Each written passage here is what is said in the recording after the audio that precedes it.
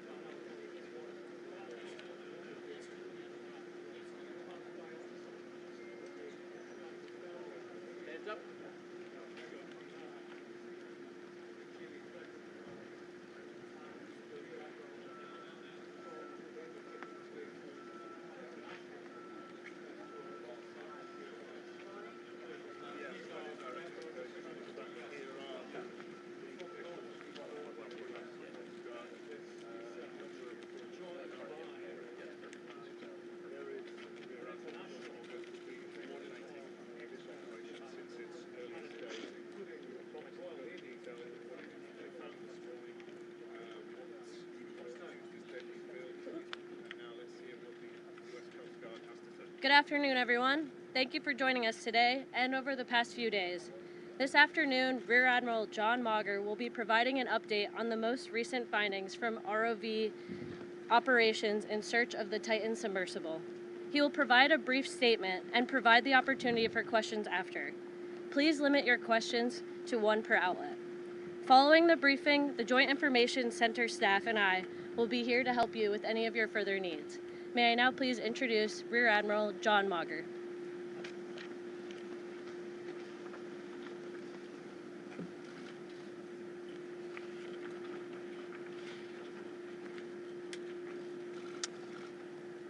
This morning, an ROV, or remote operated vehicle, from the vessel Horizon Arctic discovered the tail cone of the Titan submersible approximately 1,600 feet from the bow of the Titanic on the seafloor. The ROV subsequently found additional debris. In consultation with experts from within the Unified Command, the debris is consistent with the catastrophic loss of the pressure chamber. Upon this determination, we immediately notified the families. On behalf of the United States Coast Guard and the entire Unified Command, I offer my deepest condolences to the families. I can only imagine what this has been like for them, and I hope that this discovery provides some solace during this difficult time.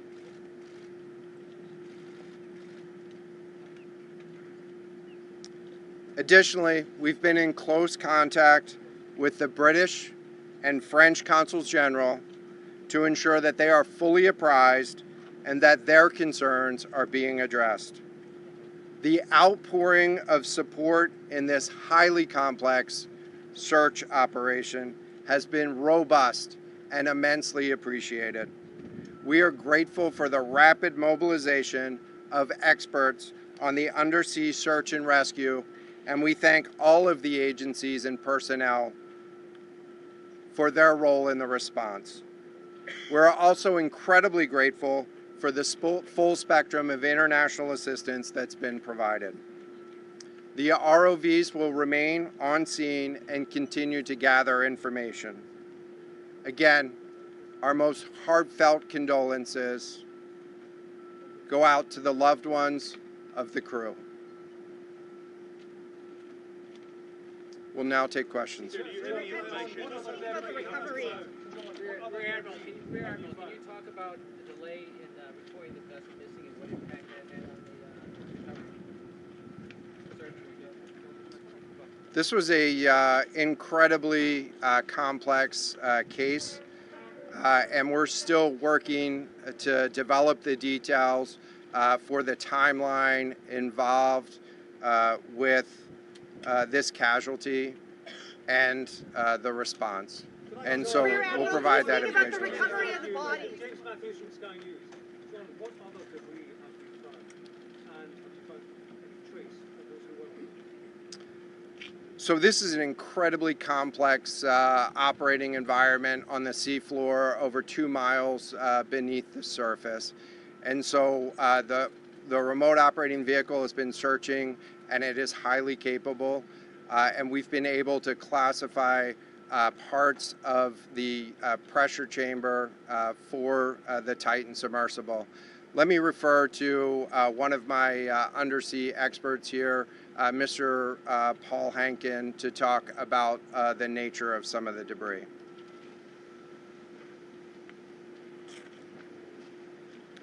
Thank you, Admiral.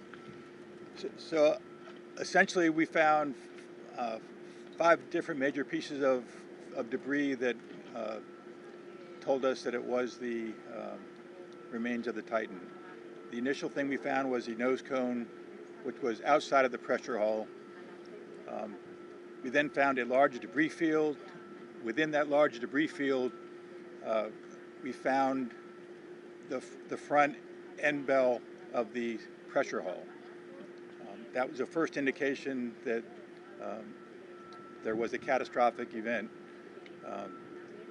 Shortly thereafter, we found a second smaller debris field. Within that debris field, we found the other end of the pressure hull, the aft end bell, which was basically comprised of the totality of that pressure vessel. We continue to map the debris field, and as the Admiral said, we will do the best we can to fully map out what's down there. Thanks, Paul. Yes, sir. Go ahead. It's a very difficult question to ask, but it will be an important one for the families, of course. What are the prospects of recovering the bodies of the missing people? So the questions was related. I'm restating the question from the standpoint of sometimes it's hard to hear the question here. What are the prospects for recovering crew members? And so this is a incredibly unforgiving environment down there on the seafloor, and the debris is consistent with a catastrophic implosion of the vessel.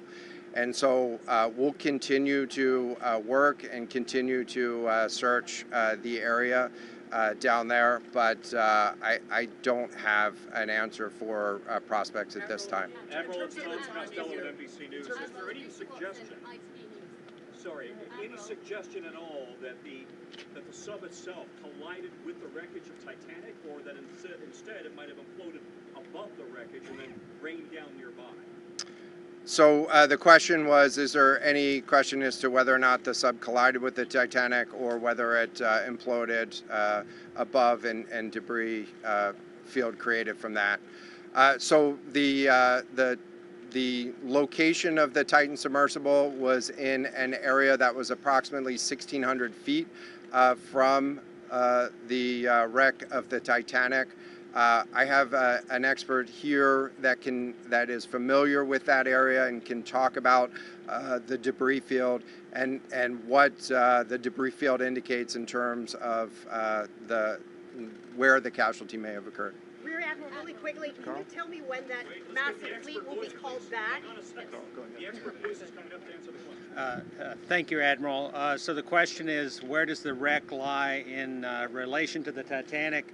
I didn't hear the Admiral's answer. I think 1,600 feet. Was that correct, Admiral? Yep, you got it. So that's off the bow of Titanic. It's in an area where there is not any debris of Titanic. It is a smooth bottom. To my knowledge and anything I've seen, there's no Titanic wreckage in that area. And again, 200 plus meters from the bow, and consistent with the location of last communication for an implosion in the water column. And the size of the debris field is consistent with that implosion in the water column.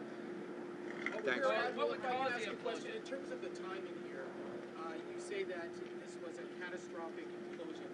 And I know it's early on, but is it your estimation that this happened right at the moment when they lost contact, an hour and 5 minutes after the descent? So the question was about the timing of the catastrophic implosion.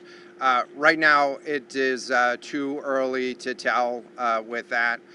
We know that as we've been prosecuting this search over the course of the last 72 hours and beyond, that we've had sonar buoys in the water nearly continuously and have not detected any catastrophic events when those sonar buoys have been in the water. So, can you describe what happens from here, sir, in the next days and weeks in terms of finding any more debris? What happens from here? So we will. The question was, what happens from here? What's the next phase? And so right now, again, our thoughts are with the families and making sure that they have an understanding as best as we can provide of what happened and begin to find some closure. In terms of the large process, we're going to continue to investigate the site of the debris field. And then I know that there's also a lot of questions about how, why, and when did this happen. And so, you know, those are questions that we will collect as much information as we can on now, while the governments are meeting and discussing, you know, what an investigation of this nature of a casualty might look like. This is something that happened, I'll just remind everybody, this is something that happened in a remote portion of the ocean with people from, you know, several different countries around the world. And so it is a complex case to work through, but I'm confident that those questions will begin to get answered.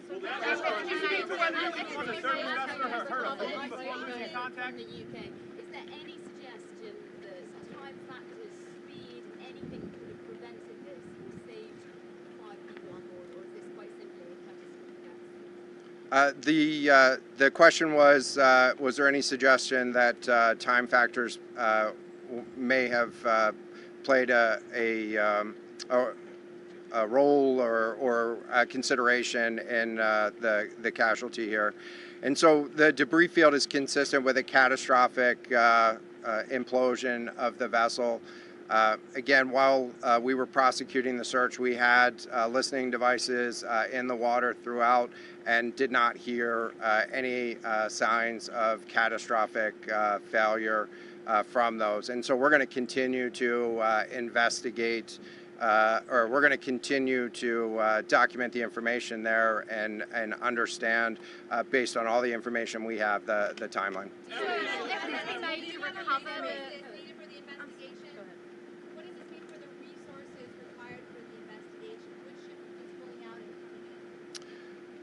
So the question was, what are the resources required for the investigation and which ships will be pulling out and staying in? And so it's too early for me to talk about an investigation. That's a decision that's going to be taken outside of the search and efforts that I was leading. But we do have a number of vessels. We have 9 vessels on the scene right now. We had medical personnel on scene. We had other technicians on scene. And so we will begin to demobilize personnel and vessels from the scene over the course of the next 24 hours. But we're going to continue remote operations on the sea floor. And I don't have a timeline for when we would intend to stop remote operations on the seafloor at this point. Admiral, as a result of this, do you think there should be changes in the way these are safety rated or inspected so that this won't happen again? Yeah, the question was essentially about, do you think that there should be changes in safety ratings or inspection for these standards? I know that there's a lot of questions about why, how, when this happened, and the members of the Unified Command, have those questions too, as professionals and experts that work in this environment. And this is an incredibly difficult and dangerous environment to work in out there. But those questions about the regulations that apply and the standards, that's going to be, I'm sure, focus of future review. Right now, we're focused on documenting the scene and continuing the subfloor operation. We don't know the timing here, but there was the banging noises yesterday that redirected and redeployed the ROVs to this area. Is there anything conclusive in those noises, and did that redirection and then finding this debris field today all help? So throughout the search efforts, we reacted to the information that we had available to us, and while we continued to send it off for deeper analysis. Again, really complex operating environment for us to work in. Let me check with the experts, but there doesn't appear to be any connection between the noises and the location on the seafloor. Again, this was a catastrophic implosion of the vessel, which would have generated a significant broadband sound down there that the sonar buoys would have picked up. This will be the last question. Can I just ask you about your comment regarding the families? That dropped into the ocean today arrived early this morning. It seems swiftly was able to find the people. Talk about the speed of that, and also were all of the assets involved moved as swiftly as possible to the area? And was any help turned away, as some lawmakers have criticized the government?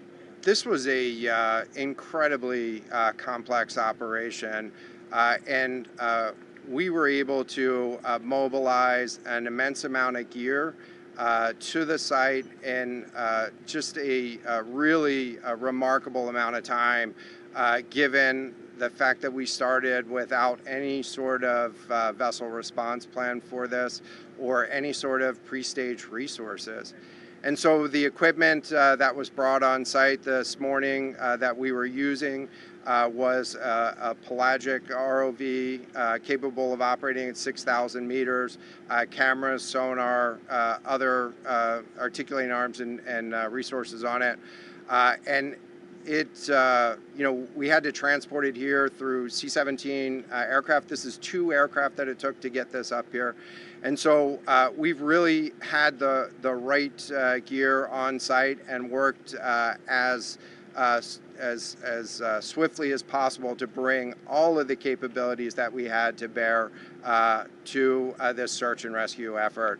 And it was just a huge international and interagency effort to make this happen.